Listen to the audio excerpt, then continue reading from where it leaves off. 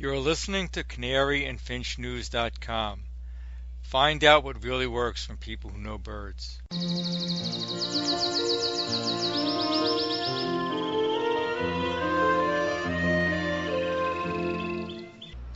This is the first episode of Canary and Finch News. It's May 25th, 2015, and we're talking with Marc Weiss. Marc Weiss has vast experience in tropical fish. I first spoke to him 25 years ago. We met each other over CompuServe FishNet, and I interviewed Marc for an article that appeared in FAMA, Freshwater and Marine Aquarium, if I remember correctly, which was one of the big fish magazines then. Unfortunately, I don't think it's with us any longer. The article was on discus. Marc has experience in every phase of discus, raising them, importing them, the different color varieties, the different species, and also in the native habitat in the wild. Marc's also one of the pioneer saltwater aquarists. He had before there were forums, magazines, the interactivity was you would write in to a magazine, you'd write in questions to the magazines, and an expert would answer your questions. Marc had on TFH the Salts from the Seven Seas column forum where he would answer readers' questions. Today we're talking to Marc about birds, as you would guess at Canary and Finch News. I saw on one of the Finch forums somebody had posted a question about feeding tropical fish food to finches, and nobody's better to comment on that, answer that question than Marc, which he did answer. And the question specifically, if I remember, was somebody wanted to know about feeding bloodworms to domestic finches, to cage birds. And what did you have to say about that? Well, I have to say about it, Anthony, that it's not a particularly good idea.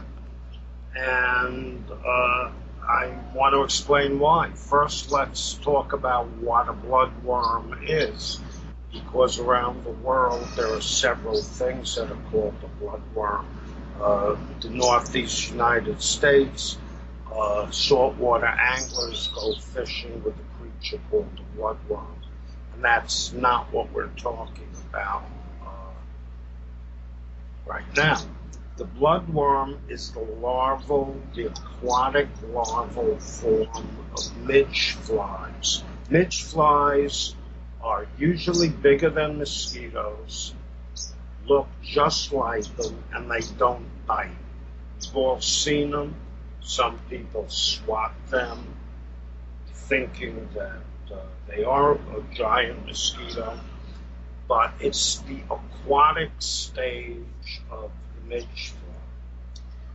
These worms generally, one reason why they're red is they live in polluted waters. Many of their variants live in polluted waters. The species that live in polluted waters are the ones that are used for fish food, because they're easy to gather, they're easy to raise. One reason that they're red is because there's very little oxygen in polluted waters, which means they need a lot of hemoglobin in their blood. Hemoglobin's an iron-based substance, molecule. One thing, just for starters, there's been a lot written, and we don't have to get into that debate now, but iron is deemed generally not a healthy addition to a bird's diet. Some birds, like the soft bills, we know for a fact that out and out kills them. Finches, canaries, etc. Until the bloodworm came around, we've been traditionally feeding them a rather low iron diet. adding freeze-dried bloodworms to the diet is something that's only going to boost it to perhaps a toxic level. But I don't know. Like I said, it's a bit contentious. The iron, the effect of excess iron on seed-eating birds versus, say, a toucan. Lories are intolerant of it. Other parrots may or may not be. And finches, seed-eaters, sparrows, we don't know. But there's a great percentage of birds that don't tolerate high iron in their diets. And what these people are proposing on the various Facebook forums, where it seems that most forums have gone to, Facebook pages which have turned into forums, is feeding freeze-dried bloodworms. I find this borderline ridiculous. The bloodworms come from, like I said, very polluted waters. They're cultured in Asia, in duck ponds, in pig runoff from pig farms, and not very sanitary areas. In addition, birds may or may not drink some of this water, wild birds. Birds fly over ponds. We all know that birds love to poop in their water. And indeed, a lot of fish parasites need to go through a bird to reproduce, and vice versa. A lot of bird parasites, the intermediate is a fish.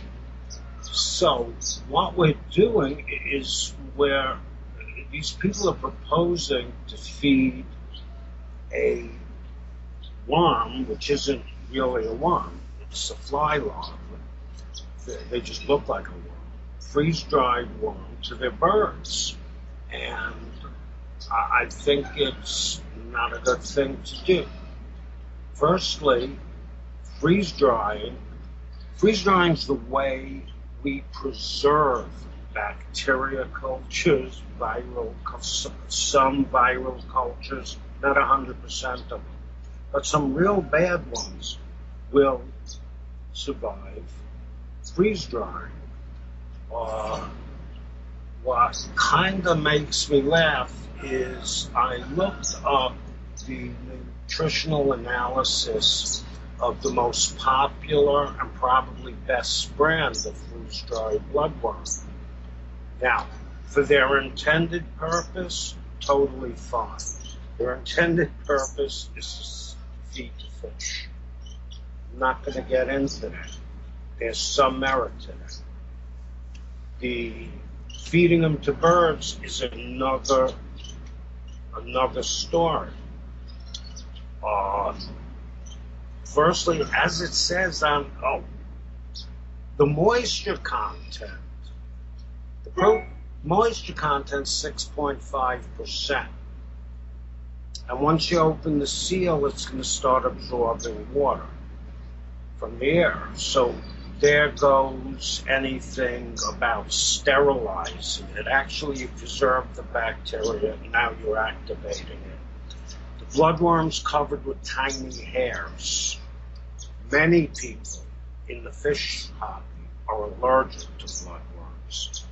These hairs, my partner used to break down total rashes from it all over his body. These hairs cannot, it says on the package, keep your fingers out of it and don't inhale it. That's telling you something. You really want to give this to a bird? At least with a fish, you throw in hair and oils into the water. These worms are cultivated in duck ponds. I've been there. I've seen it. I mean, they are fed on, now when they're raised in their own ponds, they're fed on duck feces, chicken feces, pig feces, etc. So what you have is you've got this reservoir of some of the worst bird diseases. I went over what I was going to talk about with a couple of veterinarians, and we actually all came to the same conclusion in the end. The list of diseases that poultry, ducks, chickens, turkeys are known to be able to transmit is huge. Botulism, tetanus, aspergillus, chlamydia, which is probably the most common disease. The list was so large that I gave up. I'd be on all for the whole show, just giving a list of bacteria, viruses, and fungi. Wild birds fly over these ponds. They poop in them. This is known. This is how parasites transmit through fish and back to birds when they drink the water or bathe in the water. This is the life cycle of the parasites. So basically, when you're feeding freeze-dried bloodworms, remember, they don't sterilize. These are not sterilized. These are preserved. It's for, if you flush it, nitrogen, like they do for human freeze-dried food, yeah, it's good for years. But you've got an open package of bloodworms that's exposed to the moisture in the air, already contains 6.5% moisture. So those bacteria and viruses, which you can get, are prevalent again. I see no really logic to feeding these things to a bird at all. And I say there's no logic because nobody has shown any benefit. If the birds like them, that's not a benefit. The birds like life. We all know birds are great. You can get pure quartz, which has zero nutritional value. Quartz is grass. No nutrition. They'll eat it. They'll eat it. Why? Sometimes I don't know. Sometimes these birds don't need it, but they like it. So the fact that they like it is totally irrelevant. I mean, I like ice cream. You know, it clogs my arteries. You know, that type of thing. You're breaking up a little there, Mark. I don't know if you've got a little distance from the speaker or if it's something else. You were breaking up a little there. Now, as close as I can get. Okay. I don't know if there's something going on in the computer or something else, but okay. I just wanted to mention that.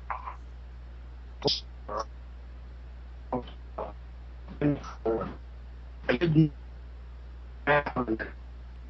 Yeah, the breaking up is getting very bad. Do you have another program on or something? No. Okay, yeah, I don't know why it's doing that all of a sudden. Yeah, I mean the benefit the now that most finches that people raise have no need of insects. The hard-boiled chicken egg is the standard protein supplement during molting, during the breeding season. So why people are trying to take a step backwards and put these domesticated birds back on insects, I don't know.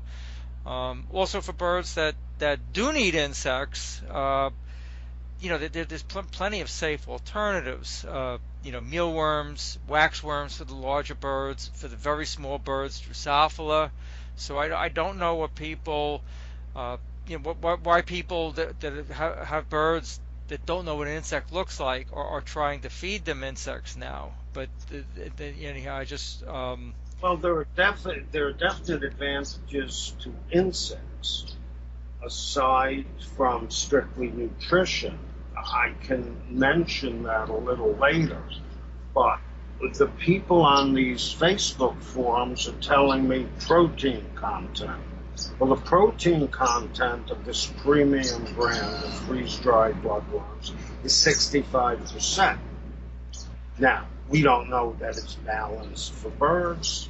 It's not a part of the bird's natural diet. But what bird needs 65% protein? A human being doesn't need 65% protein in a particular item. Now, what happens to the excess protein? Because that's also contentious. How much protein to give a finch? A purple grenadier is not the same as a zebra finch. It's different. There is no answer. This nonsense about 15% or some number is pulled out of the air. There are no controlled studies using the wild diet as a control. It's always you're testing this brand of bird food against that brand of bird food. Then they put some egg on this brand, then they put some egg on this brand.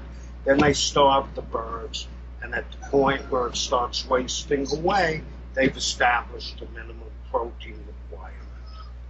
That's not the way to do it. All of those studies have zero validity, because I know darn well from experience that insects make a big difference. Now, insects, the reason people don't use insects is some people are just simply afraid of them. And so what I say to them is take the bag of bugs when you get them and throw it in the freezer and freeze it and feed them dead. That's one step up. The other step is to raise your own mealworms. Mealworms are great. You don't need Drosophila. You really don't. You can gut load a mealworm. Mealworms are wonderful creatures. They eat anything. I can feed them on Lorry powder. I can give them straight Necton S. I can mix it together with soy protein isolate. You can even feed them an egg. Now you got the benefit of both. And there's a psychological effect of a live insect. In other words, when I was breeding purple grenadiers, the wild birds would breed when given living mealworms. However, if I gave their eggs to societies and let the societies stuff them with egg food, it was a lot easier to feed the babies, to breed the babies without live mealworms. I tried it, it worked. I give them the live mealworms anyway because I'm not afraid of mealworms. A baby mealworm's quite tiny. You just sift out the different sizes. But when I spoke, here's the thing from my discussions with the vets. Something you mentioned. There is so much safer foods to feed them than something that's raised in feces. Like I said, freeze drying doesn't sterilize. People have to realize that. It sounds impressive, freeze drying. Well, if you want to save a botulism culture, for example, you freeze dry. I mean, that's how tetanus organisms for research are preserved. Bird flu.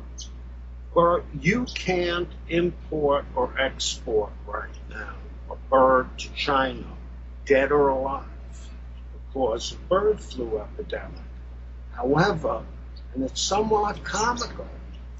You can import all the bloodworms you want from China, which are filled with the feces of those birds.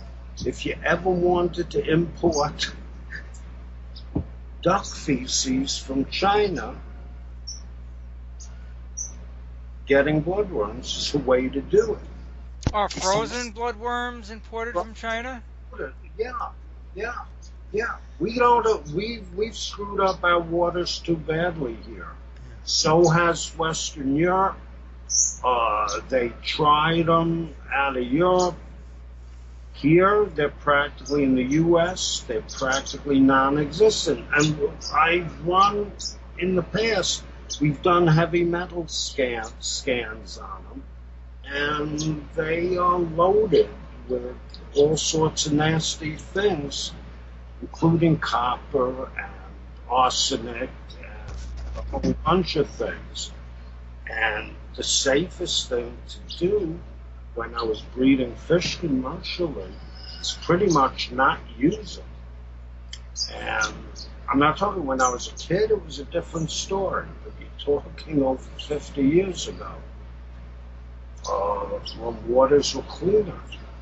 But giving it to a bird with so many substitutes being available, namely the good old chicken egg. Chicken egg mashed with soy protein isolate, with vitamins added to that, per the old Bob Black formula. Better than bloodworms. And it's digestible protein. Who knows, what actually the balance. I mean, they were putting melamine. The Chinese, you all know about the dog food and the cat food they were putting melamine in. Because melamine contains nitrogen, plastic. So they're putting plastic in the bird foods. Now, protein on a label is the amount of nitrogen. It's an equation. Certain amount of nitrogen in a substance means certain percentage of protein you can add. So you can make a bird food, a fish food, a dog food, a high protein dog, whatever food, meeting the standards for dog food by simply using plastic. So this is where the bloodworms come from. I've seen them packed. They're not maintaining the sterility is for human food that's been freeze-dried. The worst thing that they can get is, the most rapidly lethal thing would be something botulism or something related to botulism. There are 3 species at least of the same genus as botulism bacteria, and for some reason I just totally forgot what it is. I hope. Clostridium. Clostridium grows in anaerobic conditions. So here's a pile of a ton of moist bloodworms, piled up high, no oxygen getting under there, in the tropical heat, going into a freeze-drying machine. You think their hands are clean? You think the worms are clean?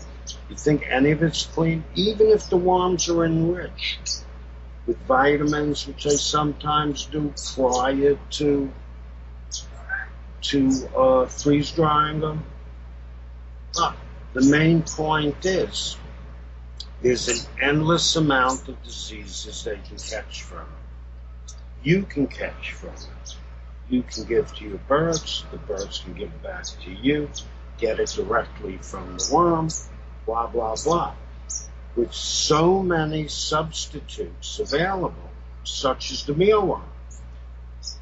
My hope is that food that's being imported that's intended to be sold to people My hope is that at both ends, at the export and our government when it's coming here, I hope it's being proven to be safe. Uh, I also believe that there's some oversight on food that's intended for dogs and cats that's going to be sold in supermarkets. That's looked at least to some degree. People will get very upset if their dog or cat dies, and also, if a bag is put in the supermarket and next thing you know, the supermarket has to be closed down because the bag of dog food is found to have some sort of horrendous germs, people will get very upset. But tell me if I'm wrong. My understanding is that there's basically no oversight, no regulations concerning fish food. Nobody's really looking. No government agency is really looking at that to make sure that there's any sort of safety. Am I right or am I wrong about that?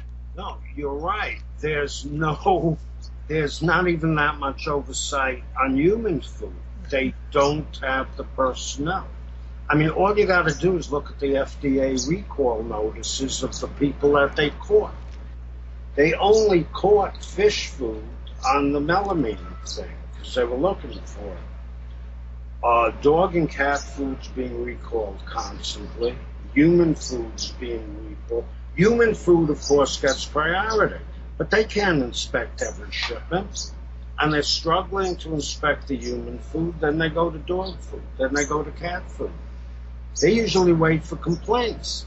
And look at all of the what do you call it? Speak about freeze drying all the beef and turkey jerky, chicken jerky treats for dogs and cats have pretty much been pulled off by the market. Nobody wants to be caught selling Chinese produced jerky products for dogs and cats. People don't hear about it because people just read what's on the internet or in the newspapers, some people still. But if Yahoo News doesn't carry it, they don't know about it. But if they went to the FDA and see what they've done today, they've caught a lot of bad lots of animal foods. And fish foods are way, way down the list. Because fish being they live in an aquatic environment, are not going to be killed by something like salmonella. Salmonella doesn't infect fish. You can get salmonella from a fish fillet, from sushi, from an undercooked fillet of salmon or something. But the fish itself doesn't suffer from it. So theoretically, a fish food could probably pass inspection if they base the inspection on how good it is for a fish, not is it carrying something infective to humans or birds. I don't know, but I know it's way down on the priority list. But just by the virtual number of shipments coming in of foodstuff of a daily basis, everything from lettuce to beef, I mean, there just aren't enough personnel for the FDA and the U.S. Department of Agriculture is the one who inspects. The USDA just doesn't have enough people and never could. I mean, the amount of people to inspect every shipment thoroughly, do cultures of it, and stuff like that. It's a staggering amount of people that would be required. So, yeah, something like a bloodworm is way down on the list.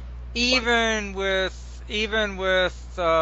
human food that's well inspected, meat. My understanding is that at one point somebody was pushing that the meat be inspected for trichinosis, and the USDA came up with, if they were inspecting for trichinosis, they would also have to inspect for toxoplasmosis. And since almost every animal is infected with toxoplasmosis, they would be condemning carcasses, all over the place. And so they didn't want to start with any sort of infection, any sort of inspections for parasites. So you're supposed to cook meat well, and then you're safe, supposedly. I don't eat meat myself, but even with cattle, which is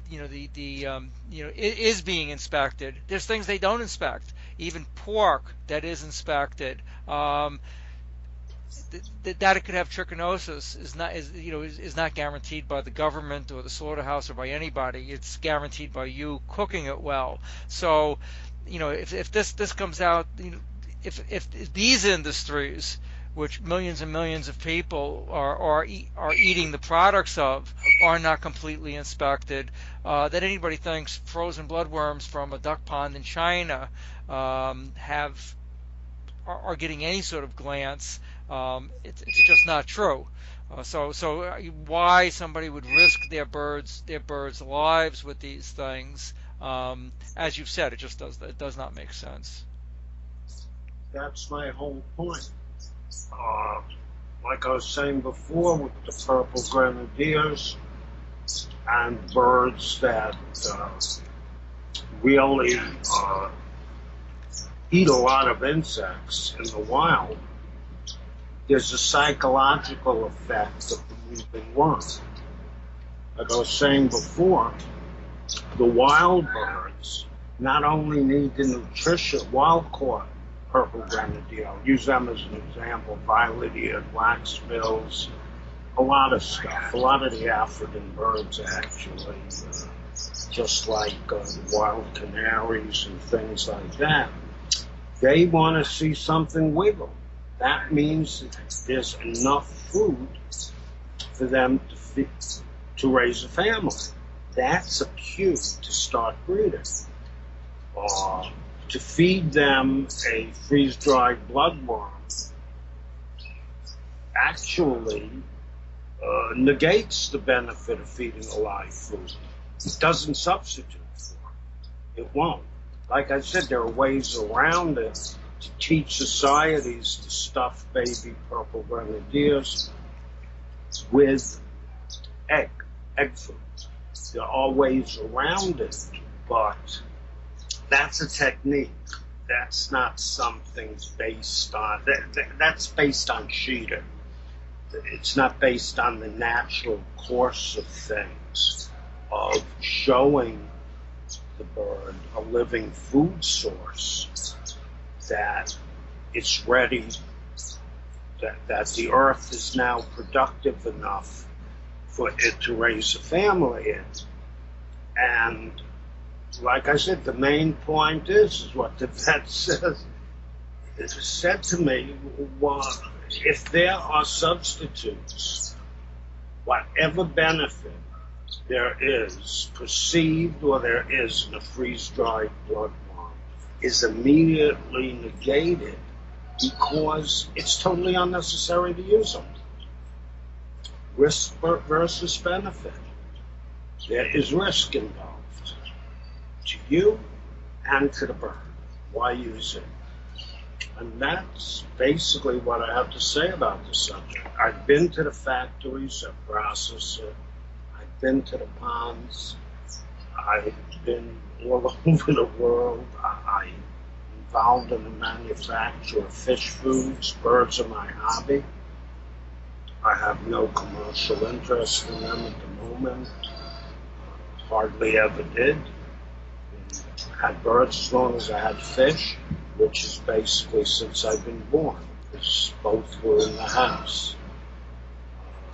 And I just carried it on as soon as my father said, look, you take care of them. I ended up with the birds and the fish, and I've lived ever since. I see no valid reason for using dried bloodworms as a bird food. When people with their birds, they have a thought to try something new. Uh, I would hope. Now I see all across the thing that just struck me as egregiously bad. It was the bloodworms, but there's also people have come up with uh, all sorts of what strike. I've raised my. I'm in Jersey City, right above the hill from Hoboken. If anybody watches old movies, they've seen the pigeons and on the waterfront.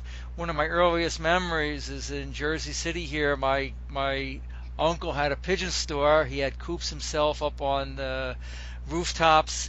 One of my earliest memories is being hoisted up onto the roof and shown the pigeon eggs.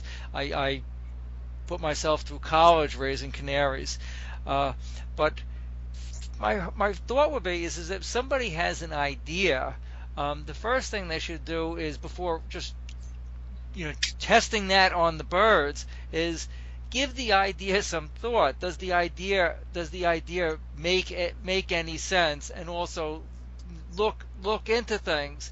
And look into things means asking a vet, going online, not just going onto a forum and posting it where it often turns out to be these people were very, very lucky that Mark was there, because every unfortunately too many times it turns out to be the blind leading the blind. Yeah, sounds like a good idea. Why don't you go try it? What could go wrong? You could kill your birds. That's what could go wrong. And then the next step is the next step is yes, actually, first step is, does the idea make any sense? If after a thought or two the idea does not make any sense, these things are the water is dirty.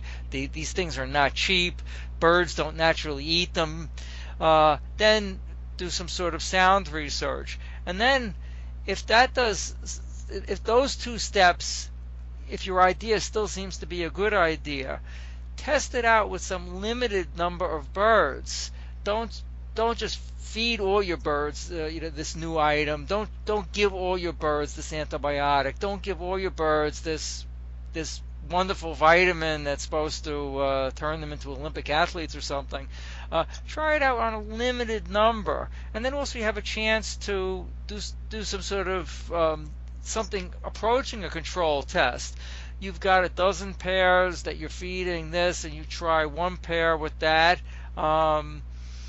If they have fantastic results, yeah, then maybe this is something you want to do with all your birds. If it doesn't work, yeah, well, gee, maybe there's something wrong with that one pair. You want to try it with another pair, but just don't, give it to all your birds to, to see what's going to happen. What might happen isn't going to be good.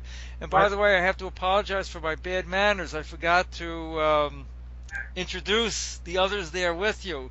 The whistling we hear in the background, that's your Lori? Yeah, that's a black cat that I've had 10 years now. And there, in the same room that I'm in is a pet parrot leg. And I don't know how many green singing finches at the moment. I don't know what's in the nests. And there's some society finches here. But back to what you were saying, you hit the nail on the head on another point. Try it on a few birds. I mean, people are looking for the silver bullet. I mean, one thing about the bird hopping is we can just about almost feed them their natural diet. We have all these seeds, we've got all sorts of things, insects, seeds. But when you bring a jar of freeze-dried bloodworms into your home or aviary, you've brought something that is being aerosolized. You've brought it into the environment that you and the birds are in. These are infectious diseases. Bloodworms are covered by these minute stinging hairs. That's why you should never inhale near freeze-dried bloodworms. These bacteria, these viruses are on the hairs. They're in the air. It's different. You want to try this pair on live mealworms, this pair on frozen mealworms. There's really no danger bringing that into your bird room. Nobody ever got sick from a mealworm. I mean, they don't carry, they're captive bred.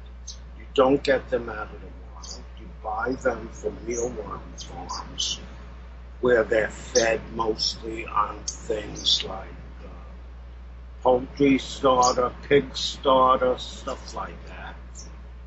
Grains, oats, cereals.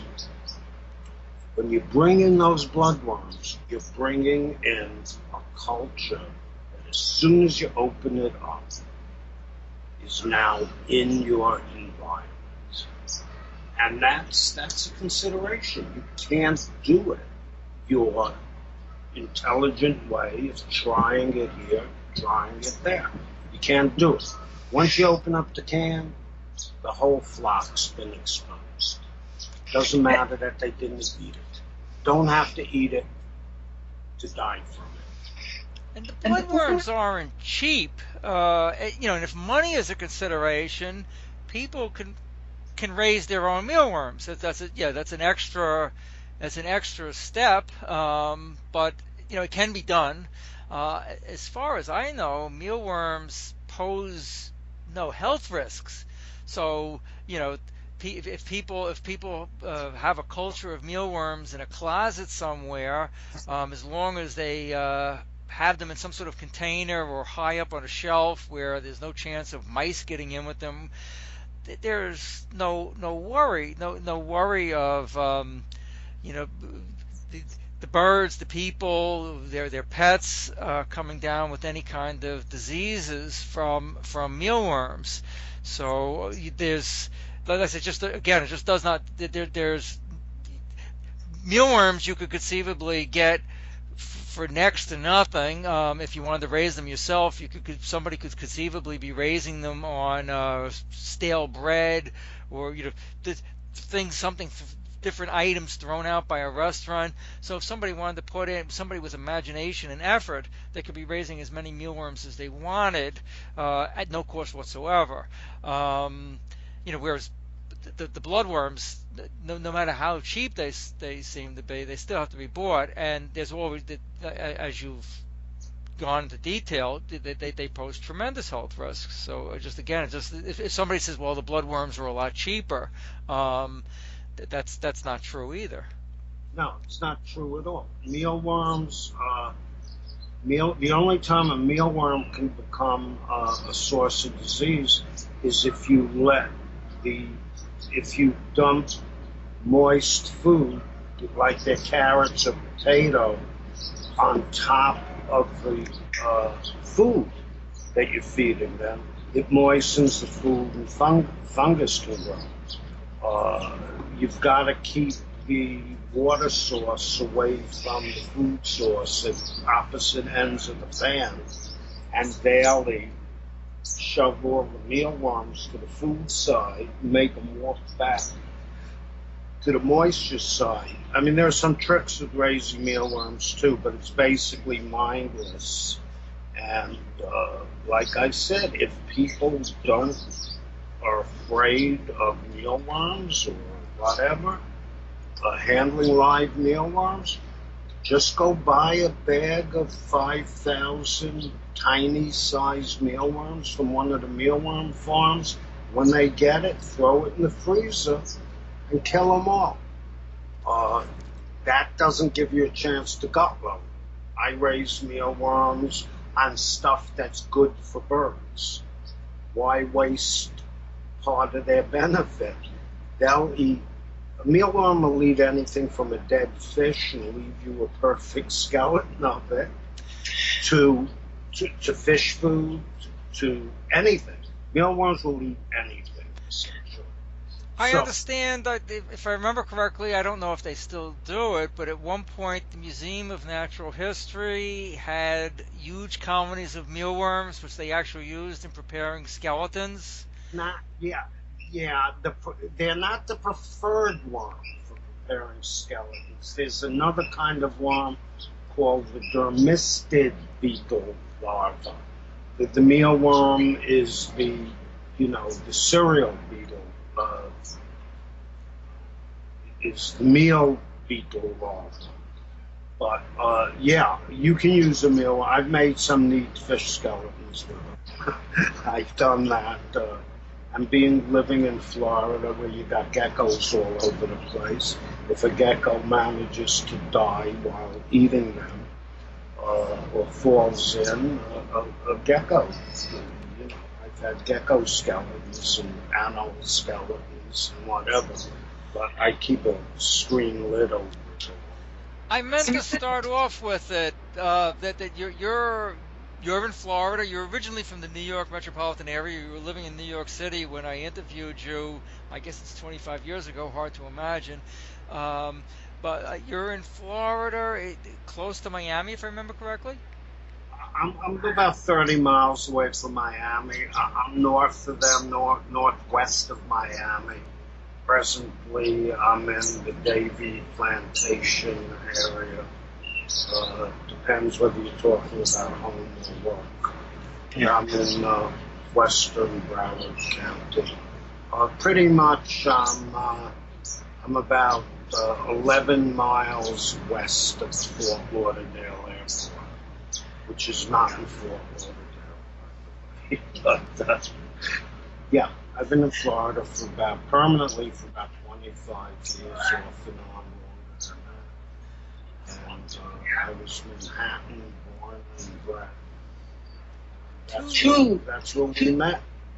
2007, I worked in Florida for 4 months. The wrong 4 months. Well, the November, no, November was nice. The other ones were not so nice. But anyhow, August, September, and October were not so nice. August and September in particular, those are not the ones to go to Florida. But the high heat and the impossible hurricane season. But anyhow, when I was in Bradenton, and from time to time I would see small flocks of wild Nandays. I guess more feral Nandays would be a better way of putting it. Do you have quote unquote exotic birds that are now nativized in your neighborhood? Oh yeah, a lot. Uh, as a matter of fact, some people make a nice living. We have everything from cockatoos and macaws reproducing. We have many of the smaller parrots. I can't even remember which conures we have. We have several conures. The monk parakeet is very common here. We have Indian hill miners breeding here. We have common miners breeding here. Finches uh, are sighted occasionally. I don't know because we're subtropical, and I don't know if we have the right grasses that they're adapted to eating the seeds of. Finches are rare, but parrots I've seen. I've had to downsize as I got older, but in my previous house, which was very wooded, uh, I even saw lories in my backyard. Also, the South American birds would occasionally or Caribbean birds would occasionally uh, get lost, and I'd see a true deal occasionally. Some of those, when the hurricanes hit, the disastrous ones, Wilma, Katrina, and then the big one way back when. about 25 years ago. Andrew? And yeah, you had a lot of birds released. I knew breeders that lost multiple pairs. Many species of citizen birds, and some have established. I mean, it's rare to see like a flock of macaws, but to see a pair of macaws is basically go to Miami at sunset, and they're going to roost, and something will fly by you. We've got Amazon parrots. Again, I forget which species specifically. Certainly one of the red-headed ones, when the palm trees go to seed, they're often stripped. Not often, I shouldn't say that. They are, if there is a colony of Amazon parrots around, they generally strip their seeds very quickly.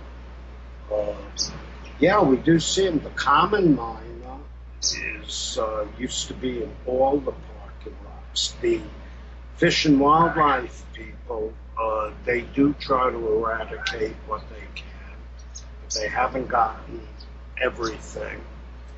If it's on private property, generally the people say have a pair of macaws on their private property.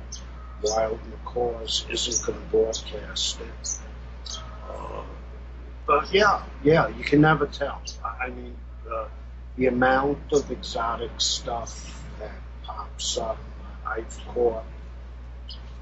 seen lizards from, we've got lizards from Madagascar reproducing here, lizards from Peru, from Haiti, from Guyana, Colombia. We've got the snakes, the pythons. I know they're making a big deal out of it lately, but they've been here forever. We've got boa constrictors here literally for at least 50 years. And people know where they are. Yeah, we do. We have a lot of exotics. We have those big marine toads, which are a pest. We've got Cuban tree frogs. We've got marine toads from Colombia. A lot of stuff, yeah. When I was there, I was told the native Floridians, a couple of them told me that they mentioned Andrew specifically. They said throughout the state, lots of different wildlife importers, wildlife facilities of all kinds, were totally ripped to pieces by Andrew, and many of the animals, of course, were lost, but many of them in a tropical environment quickly made themselves at home, and we're able to meet their children, grandchildren, who knows, great-great-grandchildren at this point, all throughout the state. I'm old enough to remember when the walking catfish, the Clarius, that was the Yeah, they kind of like self-diminished. We had a couple of bad cold snaps. The iguanas, I mean, there's iguanas and basilisks all over the place, but they were cut down, their populations of a lot of things were by the unseasonably cold winters we've had the past few years. Actually down here, nobody believes in global warming, because all we're seeing is cooler temperatures down here. But most of the fish, I mean, we have a lot of established exotic fish, aside from the catfish you mentioned, the walking cat, the Clarius. We've got snakeheads. We've got pacu. Well, pacu aren't breeding. I'm sorry. They're occasionally caught, though. Actually, they're frequently caught. Clown knifefish are breeding. Midas cichlids, Mayan cichlids, jewelfish, African jewelfish are all over the place. Oscars, They made the peacock bass, Cicla ocellaris cichlid, the biggest cichlid in the world, supposedly. They've made that a game fish. People come from all over. I mean, if you want to go tropical fish collecting or fishing, you don't have to go. You don't have to go to Africa or South America. You can do it right here. The list is endless with the fish. I have Plecostomus of at least 2 or 3 breeding species. Like I said, it's thoroughly an endless list. African cichlids in some locations. We had bettas for a while. We had croaking gouramis for a while. Usually a hurricane ends up wiping out a lot of these fish that lived in a small area. But fishes that see bettas, anabantids, are very much territorial and stick to a specific area to nest. They don't travel, but your cichlids do. So we have caras from Brazil. We've got tilapias and two species at least of tilapia, 2 or 3 from Africa, plus the jewelfish. We have several Central American, but we've got the jaguar cichlid, we've got Oscars. The more I sit and think, I'll just come up with more crazy fish.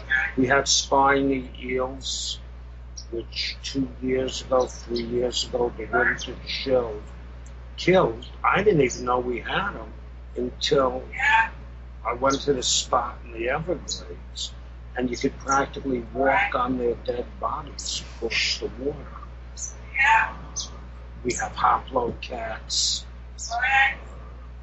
I don't know, every day somebody's discovering something new.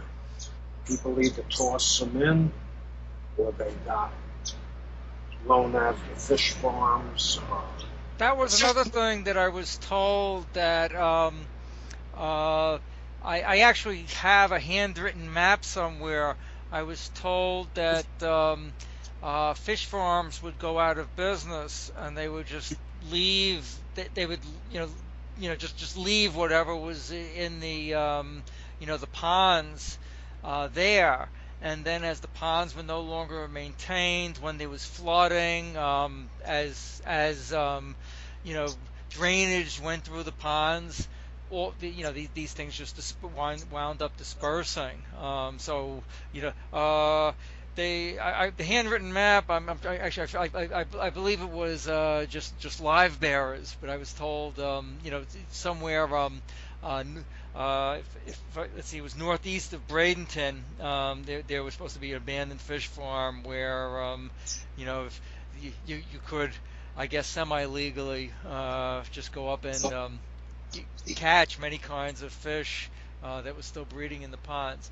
Before we end, I wanted to you're raising green singing finches, and I can't remember exactly where I read it, but I know I read somewhere that, or it's folk wisdom, that they since they come from the southern hemisphere, they will only breed during our winter. But that's not your experience. They're breeding actually all year round for you. Is that correct, or? Well, I haven't really pinned it down. I'd say in the history of having them, they happen to be my favorite finch, so I always try to keep a few around. I find them very amusing. They're acrobatic. They sing. There's something to show children and share with children because they breed in an open nest. So I've stuck with that bird for, I don't know, 30, 40 years. Always have them.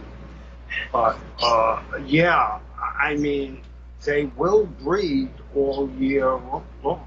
They will.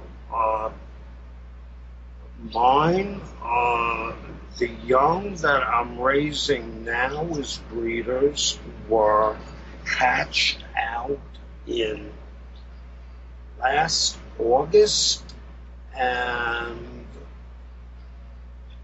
last August of last year and December, October of this year. And then they started laying again, and then they stopped. I don't know, could be my environment.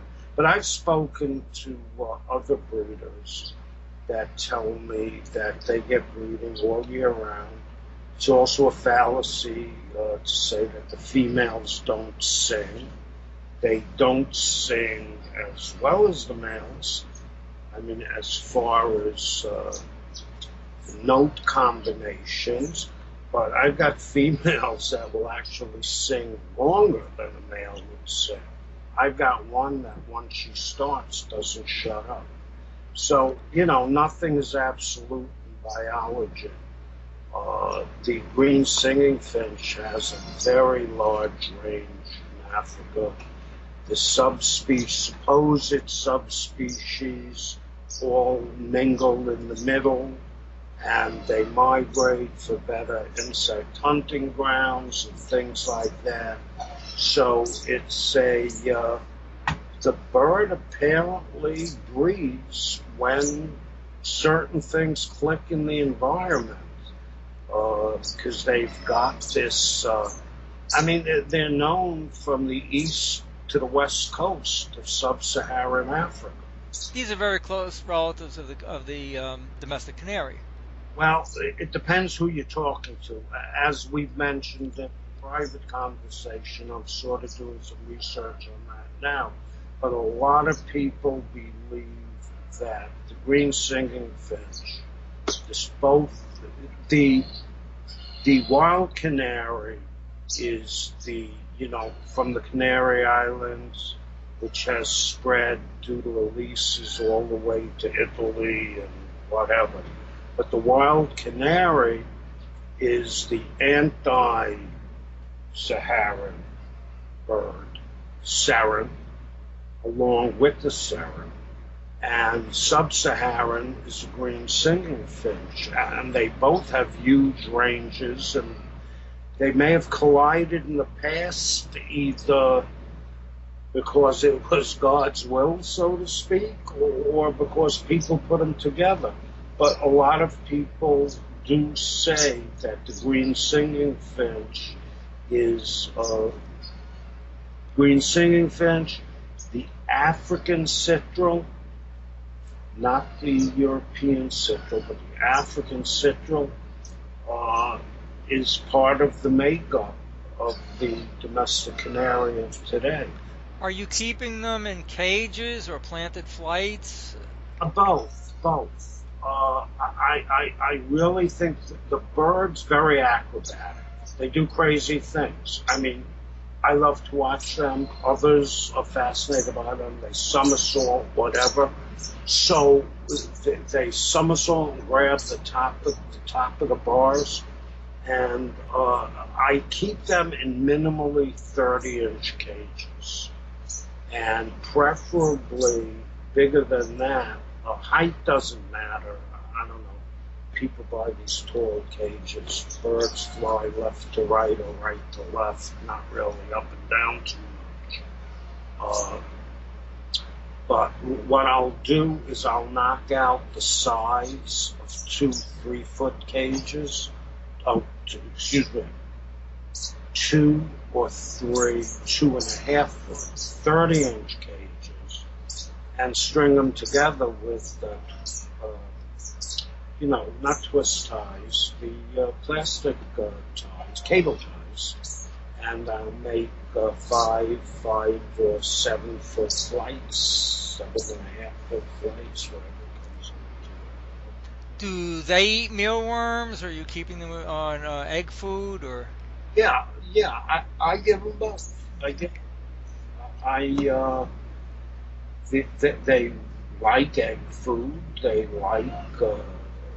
like mealworms. They go again. This is Florida, and I have a lory, and the lory, of course, gets its fruit and nectar, and I get periodically invaded by fruit flies, and if they end up in cages with any of the green singers, uh, they snap them right up. They go nuts for Drosophila. But yeah, they're bug eaters. They're definitely bug eaters. But like I said, they've almost been, I don't know if the word is trained or acclimated, but they will raise their young on strictly egg food. But there's nothing like mealworms to get them really in the mood. Yeah, the wild birds here, even up here in Jersey City, um, even the common English sparrow in the wintertime, all they're going to get is dry seed. But once the springtime kicks in and they start breeding, you can see them actively looking for insects. Well, Not bloodworms, though. yeah, Moths and spiders seem to be what they're looking for. I don't ever see them go into filthy water looking to see if there's any bloodworms in there.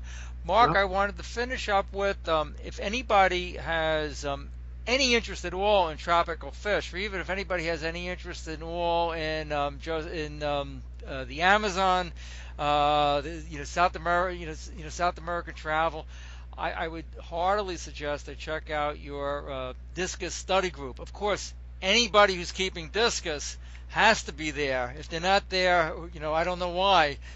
Check out Mark's Facebook discus study group. The information that he has there covers all aspects of discus, from discus in the wild to commercially raised discus to the origins of the different discus varieties, keeping discus. So and the photos. I mean, anybody, even people not interested in fish, the discus is so beautiful. Anybody can enjoy those photos. So maybe, perhaps I should just even widen that. Not just the people interested in fish. Anybody should go there and take a look at those pictures. If they're not the most beautiful fish in the world, they're one of the most beautiful fish in the world. So do check that out. Is there anything else you want to add before we end, Mark? well, I like to suggest that people would hopefully join the National Finch and Softbill Society. Facebook, you can go to the official National Finch and Softbill Society Facebook page. The page that's called the National Finch and Softbill is mostly about club business, but if you want to read about the birds, the official National Finch and Softbill page, also the Facebook page Finchaholics is administered by the same group. You don't have to be a member for that, and there are many links on that page to the other Finch and Softbill pages, including canary breeding pages, which are very interesting too. Why don't maybe you, Anthony, you could mention some of the canary pages as well. What people might want to check out is actually it's just started. We've got a group on Facebook, Canary and Finch News. This podcast is going to be there's going to be a link to it there. Also under my that's where I cross post. I belong to a lot of different canary groups. I've joined a lot of them out in that are out in the Middle East. And I don't read Hebrew, I don't read Arabic, and also I joined a lot in Europe, and I can only make out I can only make out Italian with great difficulty and with the help of Google Translate. Google Translate I've not found to be really of much use for either Arabic or Hebrew. But even with that being said, the knowledge that these people have is the experience, the knowledge that these people have in Europe, Italy in particular, and the Middle East is vast. I didn't realize how popular and how good the canary breeders were in the Middle East, both in Israel and throughout the Arab world.